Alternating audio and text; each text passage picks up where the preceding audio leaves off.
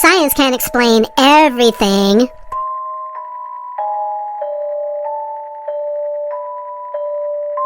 Just because you can't see me doesn't mean I'm not here. Thank you for joining me, everyone, and welcome to Paranormal Encounters podcast series. My name is Dr. Kellie Renee Schutz. I am the host and the producer of this show. Sit back, grab yourself some popcorn, and let's get started. Be careful when you whisper.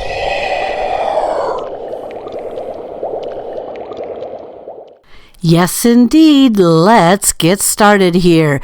Please welcome to the show this evening, Kellie Fitzgerald.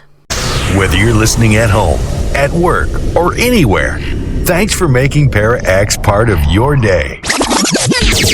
Your source for everything paranormal, Para-X. Perhaps one of the most talented individuals I have met in a long time, my guest this evening, Kellie Fitzgerald, certainly fits that mold.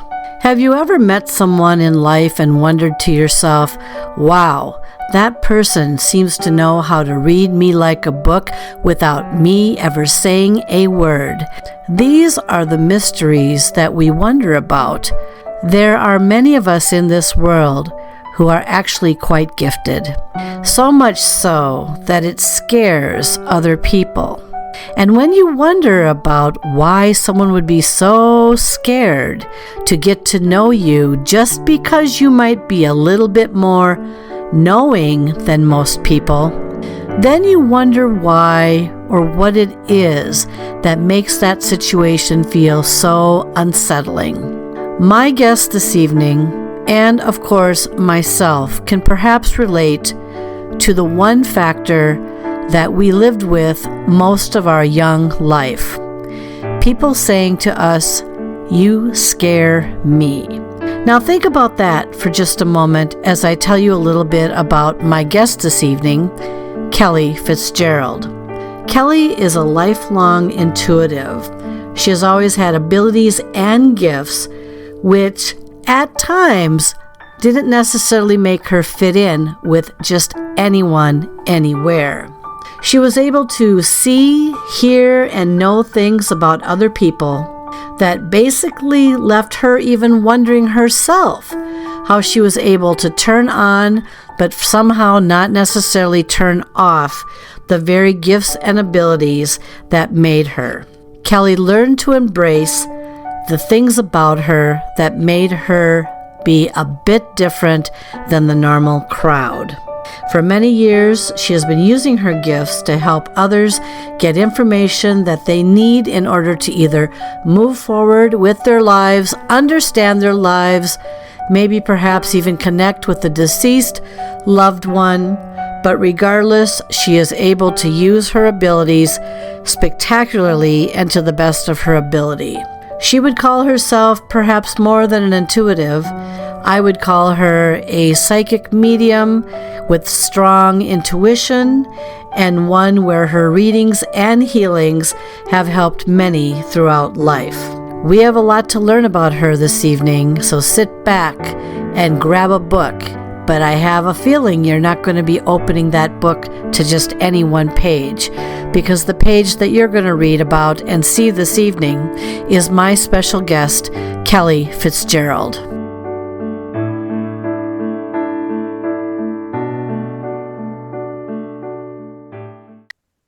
Well, good evening, Kellie, and thank you so much for being on the show today.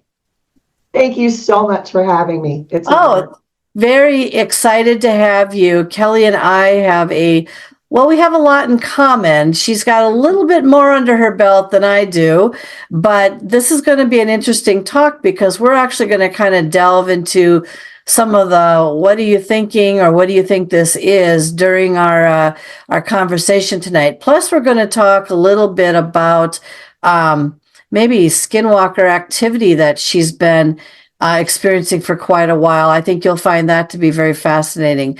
So Kellie, what I usually do is, of course, we start out in the usual, usual format here. We get the foundation on the guests, see where they started from, evolve it from there. I want you to go back, though, as early as you possibly can remember, and whether it was coming into an awakening or whether or not you were having unusual experiences. How old were you and what were you experiencing? I was probably about 2, my first memories of this.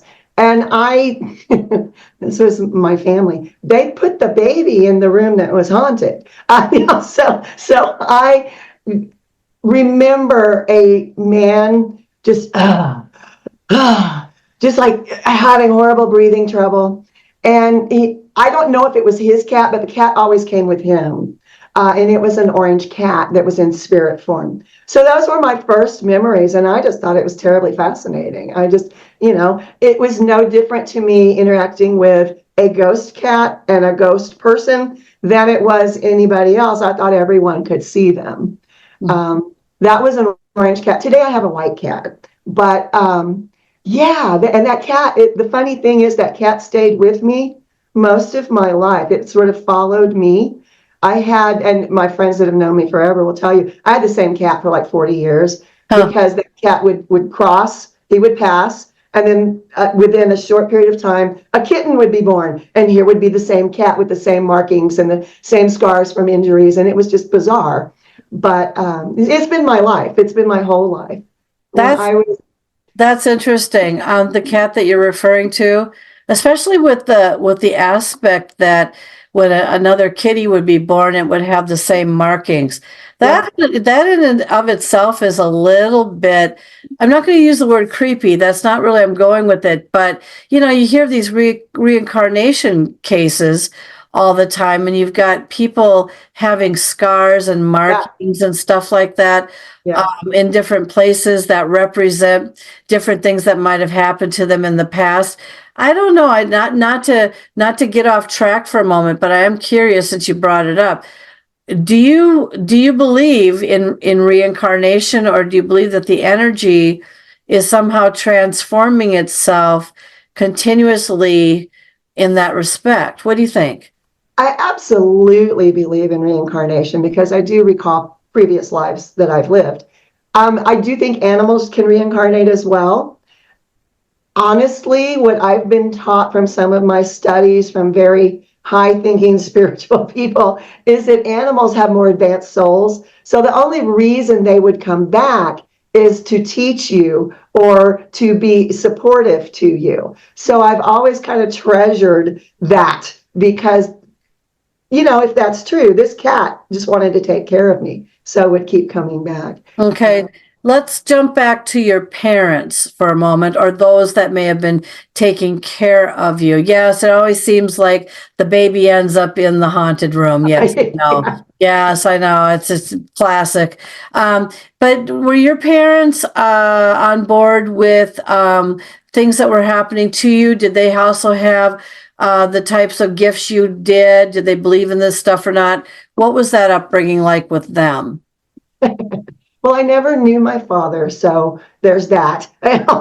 My mother, I think, was just my hunch, and she will not confirm this, is that she played around with some things that were more of a dark nature and scared herself, so she shut down completely.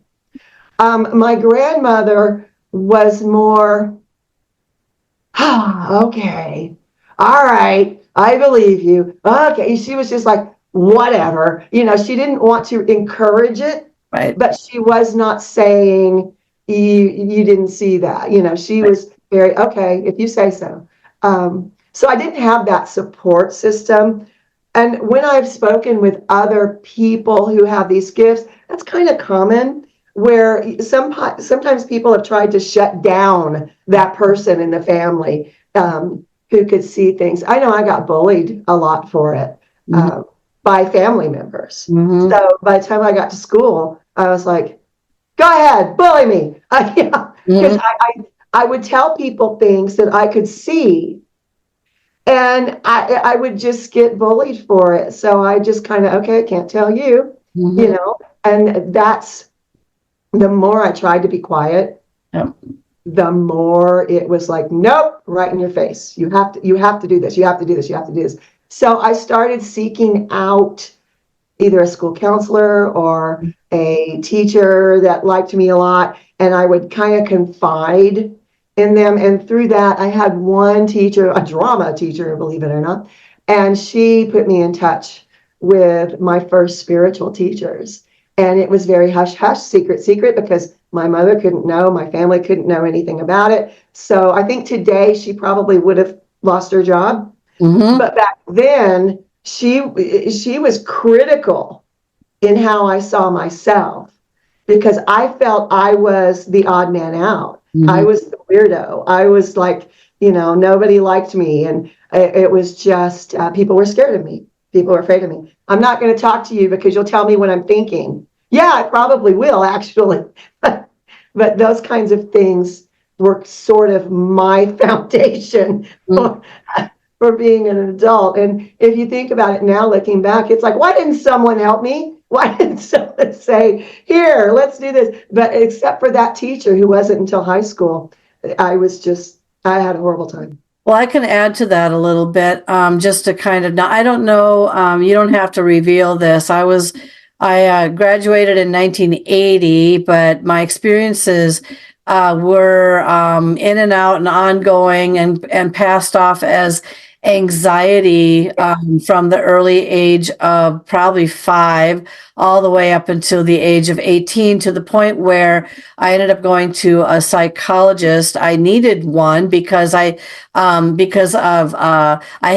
through hypnosis, is why I went there, to try and control my anxiety. But what was probably happening at the time was, growing into my stronger awakenings, because I was having experiences as well. And back in my day, and I don't know, it sounds like it was the same with you. You didn't really engage in that, and if you knew something, and like I was the same way, I had a strong knowing, but I turned into myself as an introvert. People remember me to this day as being someone who never talked, and who was basically, I don't want to use the word a loner, but I was kind of a loner, and I was befriended by certain groups of people. But, of course, thank God somebody accepted me for just who I was. Never really talked about this stuff, though. Experienced it, right? I understand the bullying part, but to add to you, what made me feel a little bit more comfortable or intrigued was when 2 teachers were having a paranormal experience inside their home, and they wrote about it in the school paper. And I felt if 2 credible teachers could talk openly about their paranormal activity in their home, then I'm not so far off the beaten path with my interest in it. And it was this is back in the day with only Ouija boards. That's what we engaged in. I've never used one, by the way, but I know people back then that used it as a tool to communicate with the deceased. So you're not alone. There's many of us out there that can relate to feeling isolated, quiet, don't want to be bullied anymore. And by the way, you scare me, or you're probably going to tell me what I think. If they're picking that feeling up from a person, and I've gotten that all my life, even in my teaching days and even in my law days, people just always were afraid of me. I had one manager who asked me if I worked for this is going to be crazy, but it's true. He asked me if I worked for the CIA because I scared him so much. And it's like, really? Oh, thank you. I'm so flattered. But you know what? It's just like, no, I just know things that people don't know. Now, let's get back to you, though. So it's interesting. So yes, we have a commonality of kind of going through our life a little bit and experiencing reactions from people, skeptics, or even people that are like. And of course, that leads us to the next phase. So now let's say you're out of high school, right? And you're moving forward. So now what are you doing with your life, or how are you going into this even more? Well, I have to back up in high school. I graduated. Well, they tossed me out and gave me a diploma in 1979 because they were tired of dealing with me. I went to 5 high schools in 4 years, and it was just, I didn't fit in anywhere. And I just would tell people exactly what I thought. And actually got summarily asked to leave a particular school when a teacher was bullying me in front of the class. And I was just like, your grandmother says you're being mean to me and she doesn't like it. I could see her behind him. The teacher ended up losing his job because I could prove he was bullying me. But along that line, my family was so disorganized, dysfunctional, dramatic, that I was just looking for a way to get out of that house. So I got pregnant at 17. So when I was summarily asked to leave high school, oh, here's a diploma. We're just going to get rid of you, okay? Don't take another class. I ended up in a very highly abusive relationship. It took me years to get out of that. But a funny thing started happening. He nearly killed me and my daughter. And what started happening is I started asking for help. And remember in the 70s, those big chain lamps with the big ball that, he was choking me up against a wall, and the light started swaying and it caught him in the back of the head. And I was able to get out of that relationship because he was convinced that something was protecting me. And I was like, yeah, lots of things. Yeah. But I always had one close friend my whole life. It wasn't the same friend, but I would have one close friend that I could confide in. And that's what I had then. And it was a gay guy. Everybody needs a good gay friend, I think. But he ended up getting very, very sick. And I had moved. When I left that abusive relationship, there was no, I'm moving across town. I tried moving. He was finding me. My ex was finding me and threatening to kill me everywhere I went. And then he would tell me how he was going to kill me. And it was a different way every time. So I was horrified. I was traumatized. I went inside. I lived in my own little world. I communed with my dead friends. And I just was like very, very not okay. But my friend, my wonderful friend who is no longer with us, told me, you need to get out of here. I have friends. I have a friend in San Francisco. Let's go. And I threw everything in the car. And then I said, oh, he knows my car. Sold the car, bought another car, transferred the stuff from that car into the next car, and went to San Francisco and absolutely started over my life. The first 3 people I met were psychic mediums. I was like, I'm home, And it just really put me on a path that I was safe in for the first time in my life. It was okay for me to be me for the first time in my life. So that's when I really started, doing readings for people, studying different healing modalities, looking into paranormal stuff and doing paranormal investigations. This was in the mid 80s. So I really ended up being a spiritual life coach before that was a thing.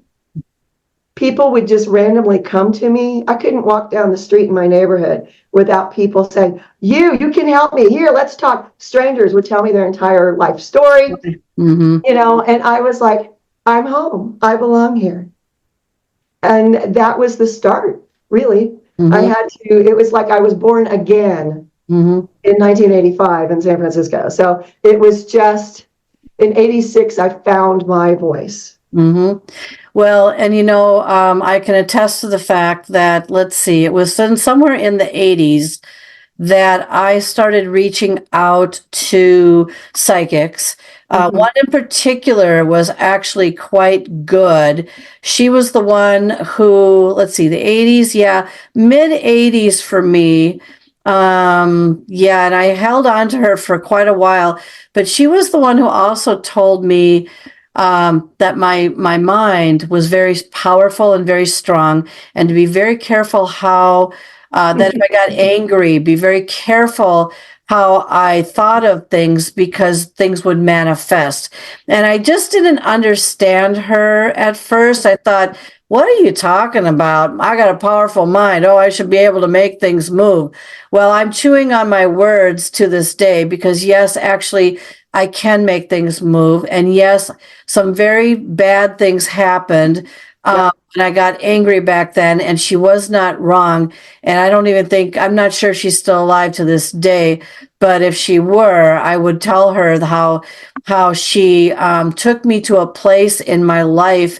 And I'm talking about good psychics, people. I'm talking about credible people that really have their interests in helping you, and they're not out to BS you. And there are, unfortunately, like there's good and bad of everything. Kelly and I both know that, when you have a hit and a good one, it's great. And if you have someone that's not so much, or they're manipulating you or using you, it's not so great. And they give even the good psychics a bad name. But she was the one who warned me of that. But that, when you brought up the 80s, it wasn't, even psychics, when I didn't want to tell anyone I was going to them at the time, or a few, because it was still scoffed at.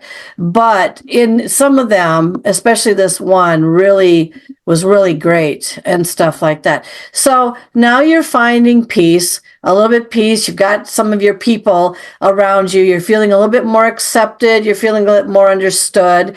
And we all want to be there no matter if we have the gift or not, right? Because we all live very different experiences. So then tell us a little bit about how you started to really, I know you mentioned that you're doing some psychic work, but did you start to try to cultivate this in any way where your gifts came open and more alive? Because you're quite good at your mediumship and being able to talk to deceased and or predict future events. What do you attribute all of this to? I am very, very in touch with my guides. I live every day of my life in communication with my guides and higher beings, higher vibrational beings. Even when I'm doing a reading, I'm like the microphone. I'm listening to what I'm being told, and I'm just repeating what they said. I do channel from time to time, and it just takes so much energy. I try really not to do a lot of that because it is just really taxing for me. But one of the things I did as an outlet in the 80s is I formed a rock band. I fronted a rock band because I was always writing, and some of my poetry was very lyrical. So I just turned them into songs and did that for a while. And it was interesting from a standpoint that was another avenue for me to find my people. But it was also the 80s. So there was a lot of stuff around that I just really didn't want to be involved in. And so I just took a giant step back, said, you know what, I'm just going to keep writing. I will sing to my cat. And, the dog will join in. And I called it a quit. I kept getting very, very sick. And I would have really weird things like mold allergies in my throat.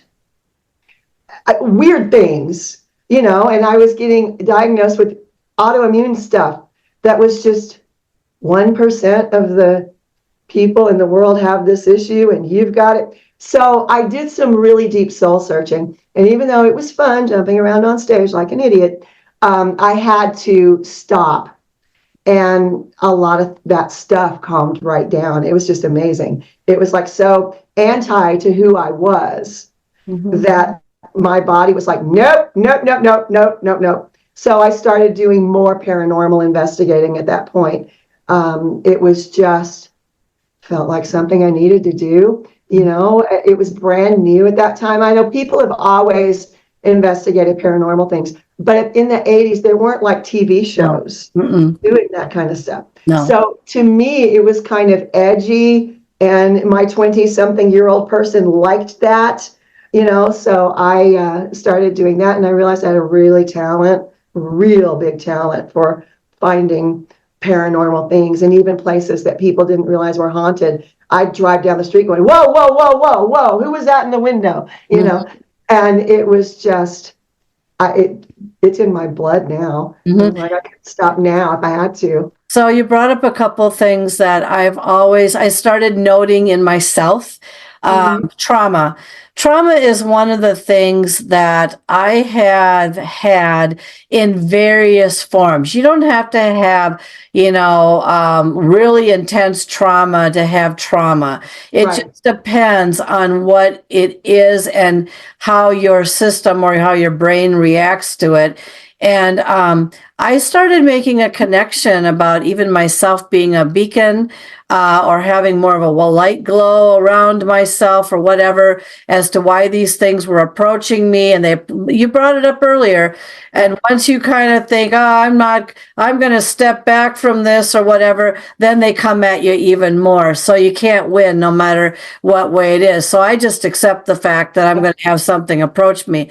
But I guess my question to you is, you've had a lot of trauma in your life. You really have. And stuff that most kids, who knows, most kids haven't been through at such a young age, all the way up into whenever. Do you think that the trauma has reconfigured your brain in a way where somehow something has just opened up more compared to most that, because that's what I'm attributing mine to.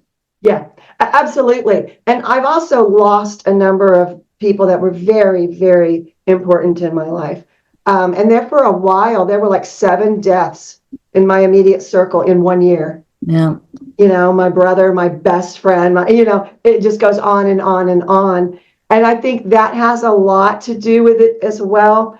I think subconsciously, I was probably waiting for my brother to reach out, because we were very close. And it just like, you're not on this side anymore. And all of a sudden, one day, he was a very prankster-ish person. Mm. And after he crossed in, I was asking, where are you? I know you're going to talk to me. Where are you? And I was walking outside, and a mesquite bean, I have mesquite trees, fell in my hair. I'm like, oh, that's weird. Pull it down. Keep walking. Another one. Then 4 all at once, and it was like I was being bombarded by mesquite beans. And I'm like, all right, you're here. Cool. But it was that was the first time I heard from my brother. Now he doesn't shut up. He doesn't leave me alone. But on the other side, what I have found is people either find their group immediately, or they're like, yeah, I see you over there. I'm over here. It's one or the other. When my aunt died and my uncle had died previously, I asked her, are you with, my uncle? And she went, no, God, no. So if they didn't get along in life, they're probably not going to get along in death. And that's their chance to say, nope, I'm going over here. I see you, bye. But I think a lot of loss has led to a lot of advancement of my gifts. It's, when you have a loss and a loss and a loss and a loss, and I got sick in the middle of that, did my very best to die. I did die. They threw me back, told me I wasn't done.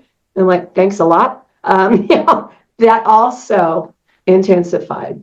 So, everything we go through. You bring up another point about what I'm making dot connection with here, near-death experience or actual death being brought back experience. And it seems like a lot of people, or maybe a good portion of them that I either talked to or I've heard about, have had some kind of near-death experience where that has also triggered gifts or abilities within themselves, and we're not encouraging people here to go out and try to kill yourself and if you have an ability. Please don't do that. No, don't do that. But the thing is that there is a connection here between trauma and near death or whatever, or being hit by a lightning bolt, or again, that's still trauma, and stuff, or injury, and recovering from something like that. And so when I am curious, because you do seem to, and yes, it is very exhausting. for psychic mediums to constantly do their work, because they can also get physically sick from doing this type of work. And people don't realize that. They think they can turn it on and off in a heartbeat, and that's not always the case.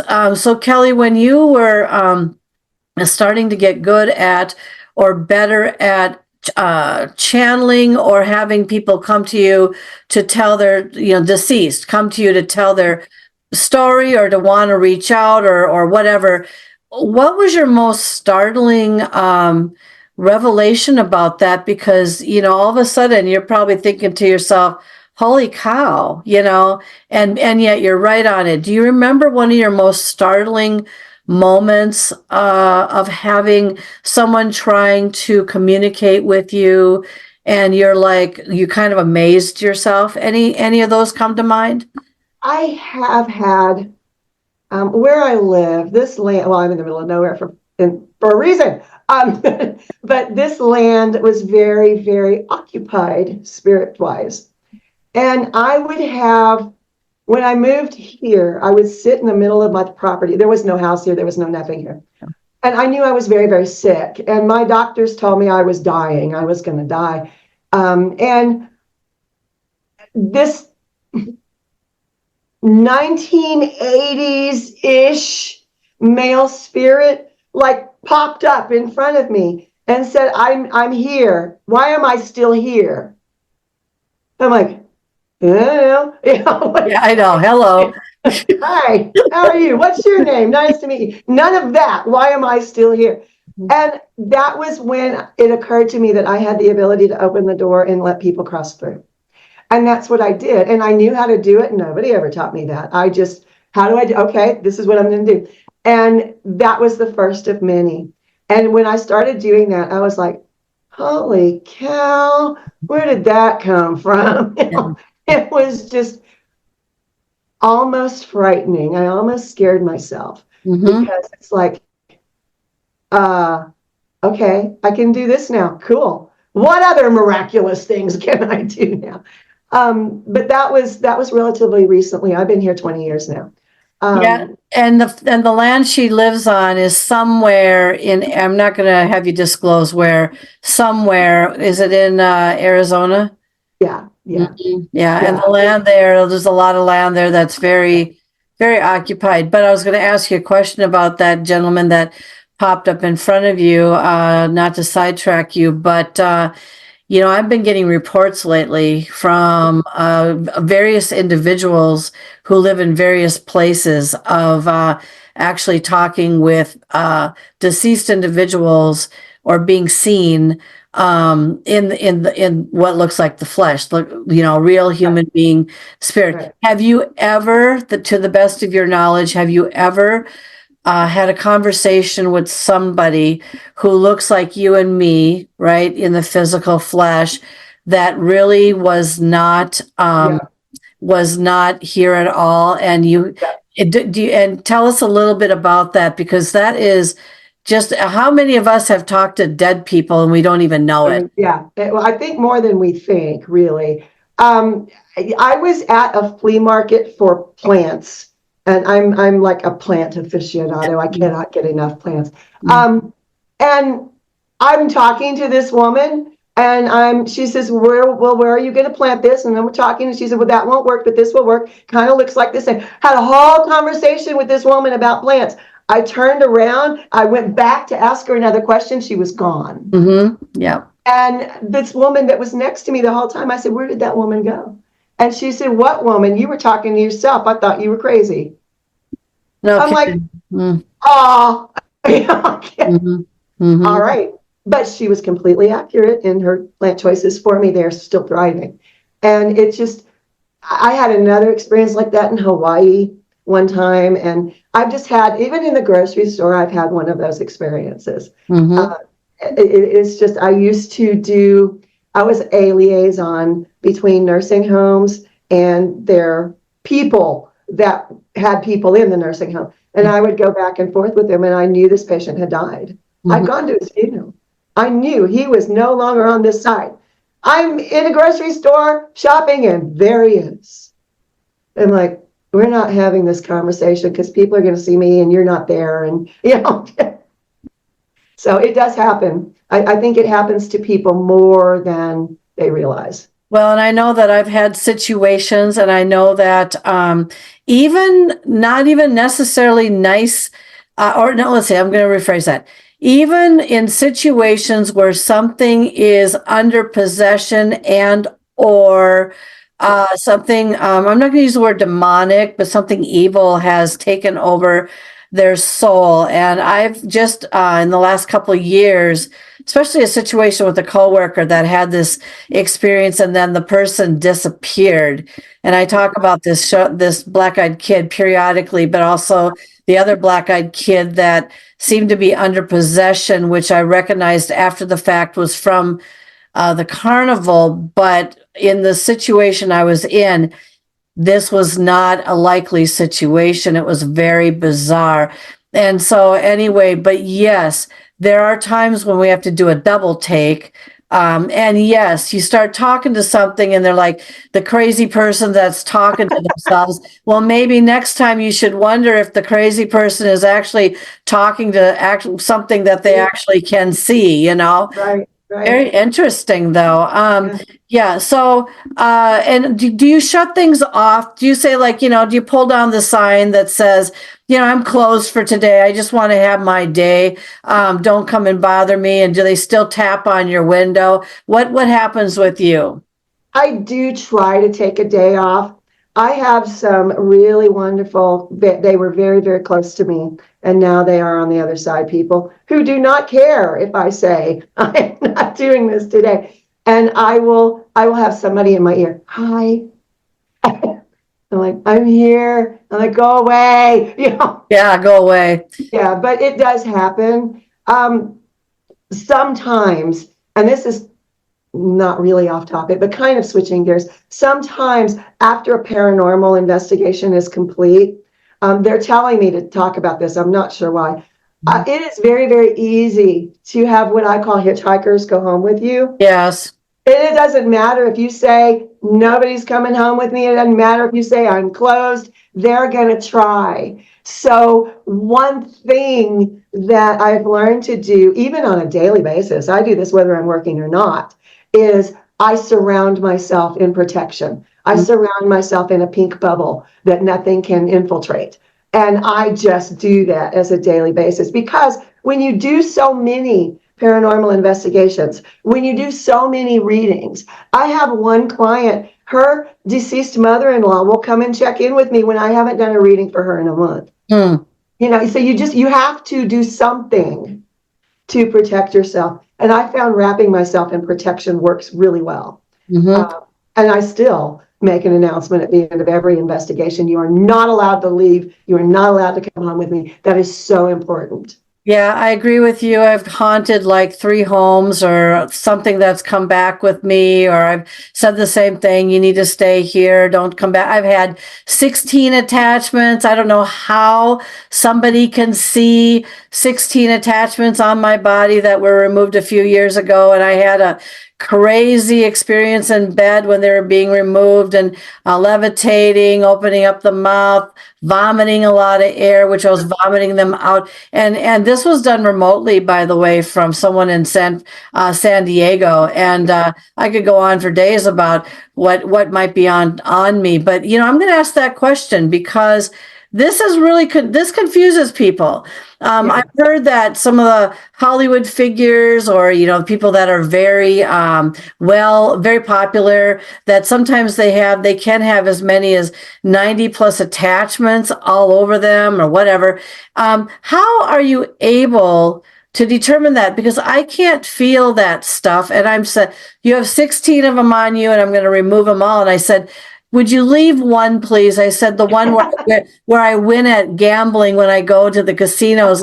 Yes, because by the way, I still do win at casinos. And I have for a long time, and sometimes I lose, but when I win big. And I'm like, just leave that one. Everyone else can go.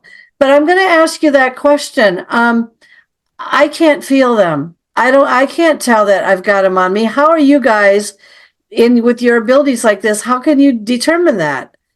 usually it's in your energy field that it shows up. And for me, they show up as little black dots. So you'll have like a black dot in your head or a black dot on your nose or a black dot somewhere. That's how they show up for me. I've had other people describe other ways that they see them. But that's for me, it shows up as a black dot in your energy field. Interesting. I, Can you to see have it that on me many right now? No, Kellie, you can don't have any right now. Oh, Nothing thank God. right now. No, it's to have that many at one time. You've done a lot of investigations. That's that's the only way that happens. But for people, there's a lot of dark things that happen in Hollywood. Really dark things that happen. Not everyone will get an attachment. It depends on how pure your soul is, how bright your light is. Sometimes I have gone into a place where people have told me everyone that goes in here gets an attachment. So just be prepared. And I go in and nothing. And they're saying because your light's too bright, the entities that would be attaching cannot go through your light. So that's one thing that I think people that do these paranormal shows need to talk more about is the importance of protecting yourself, the importance of preparing yourself. Because there are days where I have postponed an investigation because I just wasn't feeling energetically strong enough. Interesting. Let's talk a little bit about, I want to shift gears a second here. And I want to talk a little bit about kind of where you're living at. Don't say where, but you can be vague about it. I'm always been fascinated with ship shapers, skin walkers. I've heard accounts on people looking out their window, seeing a person walk across the street with it then turning into some kind of unusual mountain lion and crawling away. I just had a guy give an interview. He gave an account of a shadow person, being, entity, getting down on all fours and shape-shifting into a ball and rolling away. I've heard of things out in national parks, like crazy things like rocks that all of a sudden aren't rocks. They become something and they move themselves, or they turn into all kinds of things. And, tell us a little bit about, you live in a very interesting area, but some of the experiences that you've had, because very fascinating. Well, first off, I think shadow people are their own species. I really do, because they're so prevalent all around the world. I think they're their own species. And just like us, there are good and bad. So just because you see a shadow doesn't automatically mean it's bad. Certainly not meaning it's demonic. Not everything is demonic that is paranormal, even the dark stuff. We have shadows around here all over the place. But this area, there were bloody battles. An entire people was attacked for no reason other than other people wanted their land. And that's kind of where I am, in the middle of all of that. It's very haunted out here. Skinwalkers. I have some close ties to various reservations and various Native First Nations people. And skinwalkers are an inherently Navajo thing. So if you are in the desert Southwest, or at least the Southwest, if not the desert, chances are really high what you're seeing shape-shifting could actually be a skinwalker. They are a being now on the other side who took a shortcut. They were on the path to being a shaman or medicine man or some spiritual teacher, and they decided they didn't want to devote years of their life. So they went to the dark side and they went, hey, darkness, how do I make this shorter? And they go, okay, here's what you have to do. And they do a whole bunch of really horrible things. And then they become a skinwalker. There are many other entities that can shapeshift. Skinwalkers are particularly nasty. In this area, there are numerous sightings of, you see a weird looking, like slumped over person walking, And then all of a sudden they're bending forward more and more and more, and they're on all fours, and they're a coyote running off into the mesquite. That's most likely a skinwalker. I've had some clients on the East Coast, Massachusetts, New Jersey, telling me about skinwalkers, and I'm saying, no, that's probably not a skinwalker. That is a different dark entity that shapeshifts. A hide behind is an entity that is common on the East Coast, I hear. Never been there, don't really know, but that's what I'm hearing. But not only that, I mean, there are numerous dark entities. If you have a really, really evil entity, it might be a lower level demon, but in all the hundreds now of investigations I've done, I've encountered actual demonic beings very rarely. Very rarely. It has happened a couple of times, but it's not normal. You can have very, very evil, nasty things that are shape-shifting, mocking. You have mimics that there was a construction project and there were 3 people working on it. And there was one guy left the property and yet the other 2 saw him walking down the hall. That's a mimic. That's different than a skinwalker, but it is a nasty, nasty, nasty being. Interesting. Yeah, they're out there. They're out there. You're talking, we talked just before the show, and did you say that you also have had a number of animals being either dumped off and or ghost animals running around that appear to be animals, but then suddenly just kind of disappear? Talk a little bit about that. Lately, the first one I'm going to talk about is kind of funny because this dog was here. This dog was here. My dogs were looking at this other dog. They could see it. I could see it. It was a dog. I was talking to neighbors who lost this dog, and this neighbor tells me that looks like my dog that died 3 weeks ago. And I'm like, what? It down to the collar. So why was this ghost dog on my property and why didn't he go home? You know, it was weird. But there have been a number of ghost animals that are more wild animals. I have a ghost bobcat that appears every now and then.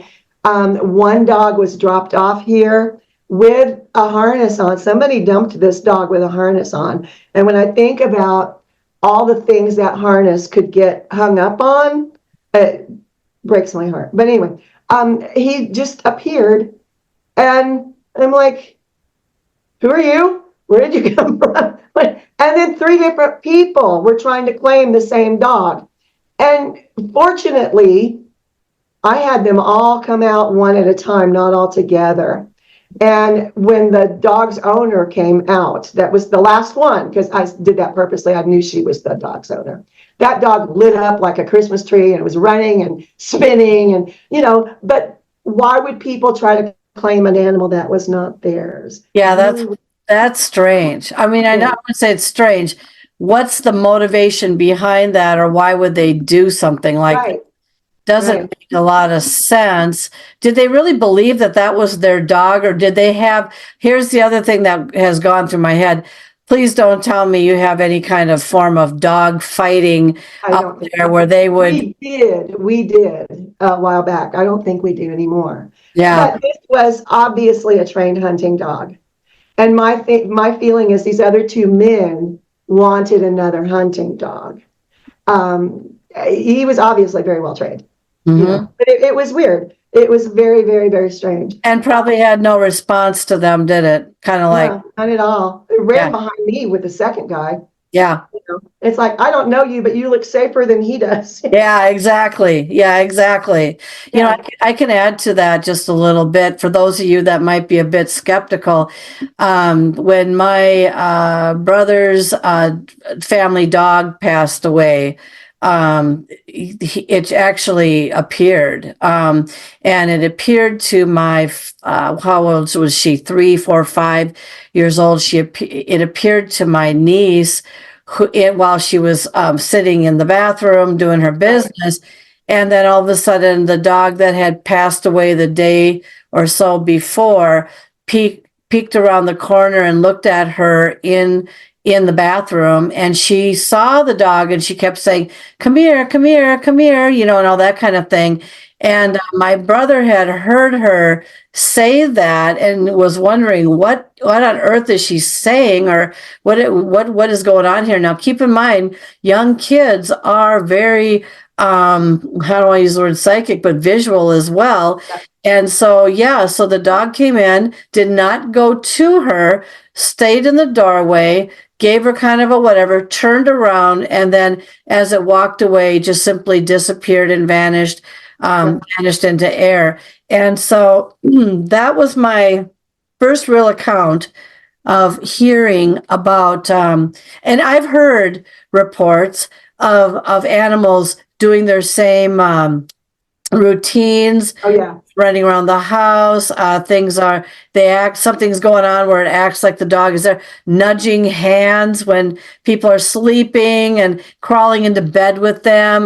My husband had a ghost cat crawl across his legs when I was not there for the weekend because the cat passed away in the house 14 years earlier. So they can come back. I don't know. Do you have any thoughts on why they come back, and especially so late, I think they're just checking on us. I had a corgi named Trixie who died, and my daughter was visiting here. And all of a sudden she goes and opens the door, and I'm like, "What are you doing?" She goes, "I'm letting Trixie in." And she heard Trixie at the door, scratch at the door. And I'm like, "Honey, she died like 3 years ago. What are you doing?" But they do that. My ghost cat, Mo, there's a rug behind that I'm on. And that ghost cat, and sometimes he's done it on camera, he will wad up the rug. And it's just, they do it because they love us. They do it because they're trying to provide comfort. They're trying to let us know they're still around. I kind of feel sorry for anyone who doesn't buy into that, because of course we are their entire lives. Mm-hmm. Why would they not want us to be okay? I think that's wonderful. Mm-hmm. I have a continuing cast of characters around here because I do animal rescue, and I can tell when one of them is crossed over because they'll come and tell me bye. It's like, "Yeah, I know you rescued me 12 years ago, but hi, here I am, bye." It's just, animals are so much more than we give them credit for being. I had a few experiences from my dad when he passed away, including the sign he gave me when I was in my classroom 600 miles away, but he also visited a few years later. So I know that they can come and visit on occasion or give you a sign. But some people out there they want a sign. They want to have their loved one visit them or let them know they're okay, or just show that there is life after death. And so for those that don't come to visit, I don't know. Are you able to determine why some do and why some don't? I can tell you what I have been told from higher realms is a lot of the times people are trying to give signs, but the people they're trying to communicate with just aren't open. They can say they are. They can say, "I want this." But when it comes right down to it, they're afraid of it. And if you're afraid of it, you're never going to see their signs. The other thing that I've been told is that sometimes there needs to elapse a period of time between their death and when they have the energy to visit. I found that with my own brother. Sometimes it takes them a while to process their life and learn the lessons and process the lessons and all of these things that their soul needs to experience before they have an adequate light body to come visit. There are also those very rare people who are destined to become ascended masters. And if you've got someone who crossed over who is destined to become an ascended master, you may not see them again, at least not for a very long time, because they're going to what I call angel school. They have things to integrate in a different energy capacity than an ordinary person who would cross over and reincarnate and cross over and reincarnate. I do think there are many people on the planet right now who are destined to become ascended masters. Humanity is awake enough. The multidimensional beings have taught us enough that more and more and more people are going that route. What are your thoughts about earthbound spirits that maybe don't ever leave? The second thing they want me to talk about is suicide. People in certain religions believe that means they can never go to quote unquote heaven. That's not true. A lot of times a soul needs to have that experience of ending their own life so that they know what that feels like. That is something that they needed to do. Same thing with stillborn children, with miscarriages. That is something that soul wanted to experience. It's not anything to feel guilty about. People are always, oh, I should have done more. No, that soul needed that experience. They're fine. Their soul is fine. It's not tarnished. It's not damned to hell. It's not any of that. That's simply an experience. And when you look at it that way, I think it eases a lot of pain for, what I call survivors of people who have taken their own lives. I've had a couple of people I've lost through suicide. And the first thing you think is, I should have done more. But you have to understand it was them. It was something their soul wanted to do. No matter how many times you talk someone out of it, it's something that their soul just wants to do. If people want to reach out to you for either a reading, because I know that you have the ability to do generalized readings or whatnot, or find your books. Hold up that one book that you did most recent. The last one that I did last year. It is a tiny book about energy work. I'm also a Reiki master. I work with energy in a number of capacities, and I just kind of wrote the highlights down in a very, very short book. It's under 50 pages. Tell everybody how they can get a hold of you, and I'll make sure I have all of this in the show notes at the end so people can go rewind and grab it that way too. The best way probably is intuitive medium, KellieFitzgerald.com. Kellie is with an IE. I'm also Kellie Fitzgerald, intuitive medium and author on YouTube. Those are probably the best ways. I am on Facebook and X and all of the social medias too. The keywords being intuitive medium, Kellie Fitzgerald. You can find me anywhere that. Thank you so much, Kellie, for being on the show today. Thank you for joining us this evening. Dr. Schutz welcomes your emails and paranormal stories. Visit her website at www.paranormaluniversalpress.com for contact information, or go to Amazon.com to view her books, searching under Paranormal Encounters. Thanks for listening. Take care. And until next time, be careful what you wish for. The script, vocal talent, and music compositions in this podcast program are copyrighted. As a disclaimer, this podcast episode or parts thereof may not be reproduced, reposted, or transmitted in any form without the express permission from the producer and company, Paranormal Universal Press, LLC, or ParaX Radio Network. Any opinion or claim made in any podcast episode by the host or guest does not necessarily represent the viewpoints of Paranormal Universal Press, LLC, ParaX Radio Network, or its sponsors. Properties mentioned in any podcast are publicly known to be haunted or have been discovered to have unexplained occurrences. If you are a ghost seeker, please take precautions and respect people's properties by not trespassing.